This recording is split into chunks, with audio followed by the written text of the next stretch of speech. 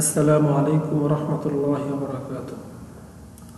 অনলাইনে কোরআন শিক্ষা পর্ব 28-এ আপনাদের সবাইকে স্বাগতম। তো আজকে আলোচনা করব সূরা ইখলাস। সূরাটি পবিত্র মক্কা শরীফে নাযিল হয়েছে।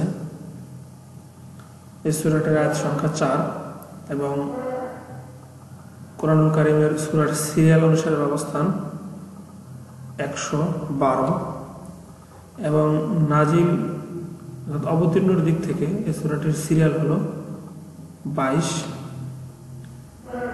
তাহলে শুরু করা যাক। বিসমিল্লাহির রহমানির রহিম। কুল হুয়াল্লাহু আহাদ।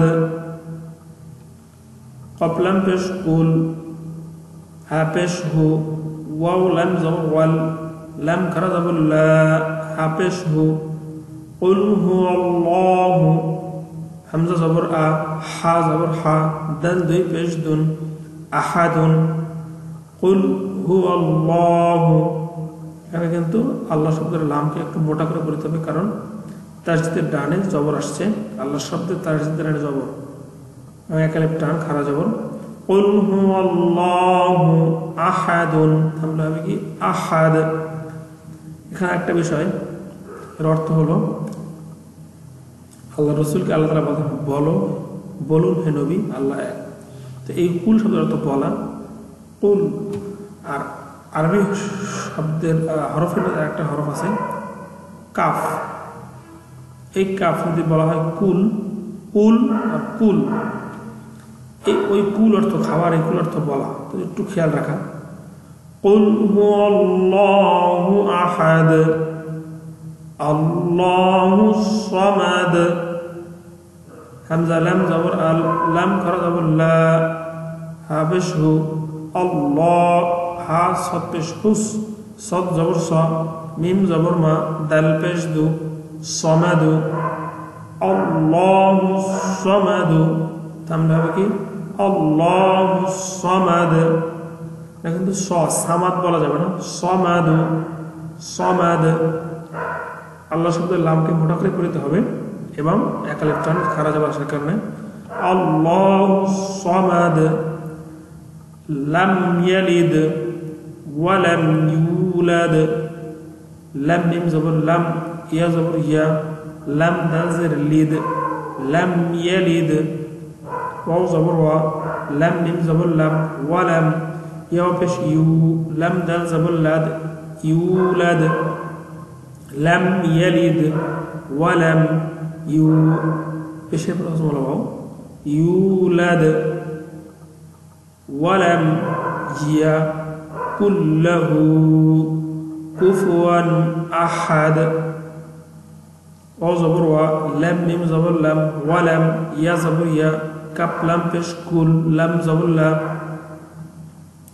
হা উল্টা পেশ হু, কাফ পেশ কু, ফা পেশ কু, ওয়াও আলিফ দুই জবর ওয়ান, কুফুয়ান, হামজা জবর আ, হা জবর হা, দাল দুই পেশ দুন, আহাদুন।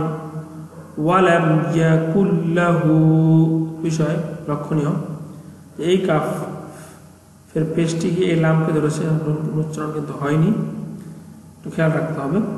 ওয়া লাম ইয়াকুল লাহু, উল্টা পেশ কারণে এক আলিফ টান, কুফুয়ান আহাদুন, আহাদুন ছিল, যেখানে অক্ফ যেহেতু করেছে জন্য আহাদ। ওয়া লাম ইয়াকুল লাহু কুফুয়ান আহাদ। আরেকবার পড়ছি। কুল হুয়াল্লাহু আহাদ, আল্লাহুস সামাদ, লাম ইয়ালিদ ওয়া লাম ইউলাদ ওয়া লাম ইয়াকুল লাহু কুফুয়ান আহাদ। তো এই সূরাটা পড়ার ক্ষেত্রে যে সেটা লক্ষণীয়, এখানে অনেকেই সামাদ বলে ফেলে, কিন্তু সমাদ হবে, আর এখানে কুল মোটা করে।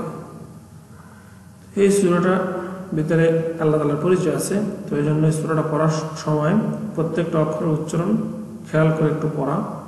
এই সূরাটার ফজিলত আছে, যেমন আমরা ছোটবেলা থেকেই শুনেছি বা যে জানি যে একবার সূরা ফাতিহা, 3বার সূরা ইখলাস পড়লে 1 খতম কোরআন শরীফের সওয়াব পায়। কিন্তু বিষয়টা হলো যদি ভুল হয় তাহলে তো সবের পরিবর্তে গুনাহ হওয়ার সম্ভাবনা বেশি। তো জন্য একটু সতর্ক হয়ে সুন্দরভাবে শিখে তারপরে পড়া। তো আজকে আলোচনা এই পর্যন্তই। আগামী পর্বের টিউটোরিয়াল দেখার আমন্ত্রণ জানিয়ে এখানে শেষ করছি।